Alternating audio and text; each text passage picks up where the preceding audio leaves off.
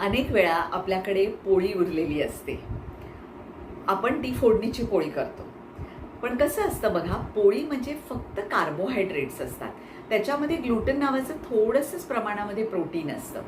तर तुम्ही जर मांसाहारी असाल तर एक खूप सुंदर पदार्थ असतो जो पोळीचा तुम्ही करू शकता.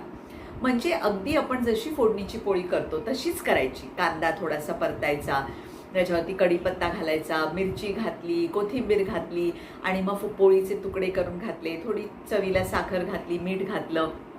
असं करून झालं की त्याच्यामध्ये 2 अंडी फोडून घालायची आणि मग ती चांगली पटापट त्या आपण कसं एग फ्राईड राईसला करतो तशी पटापट ती हलवायची.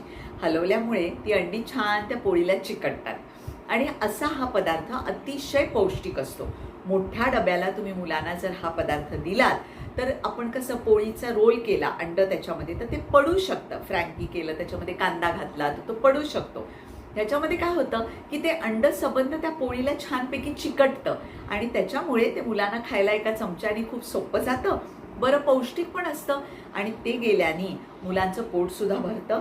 त्यांना पुढच्या सबंध तासांसाठी मानसिक मरगळ येत नाही, तरतरी राहते आणि अशा पद्धतीने तुम्ही त्यांना मोठा डबा देऊ शकता.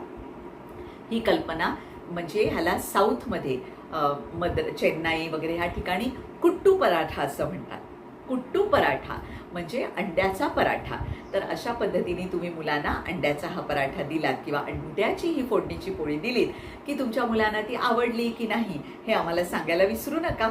आमचा चॅनल तुम्ही सबस्क्राईब केलाय का? नसेल केला तर तो आजच सबस्क्राईब करा आणि नोटिफिकेशन बेल आयकन आहे तो प्रेस करायला विसरू नका. तुम्हाला आमचे व्हिडिओ कसे वाटतात, आवडतात का? आवडत असतील तर मित्रपरिवाराला सुद्धा सांगा. आम्हाला कमेंट बॉक्समध्ये तर सांगाच, पण ग्रुपमध्ये सुद्धा आम्हाला निरोप पाठवायला विसरू नका.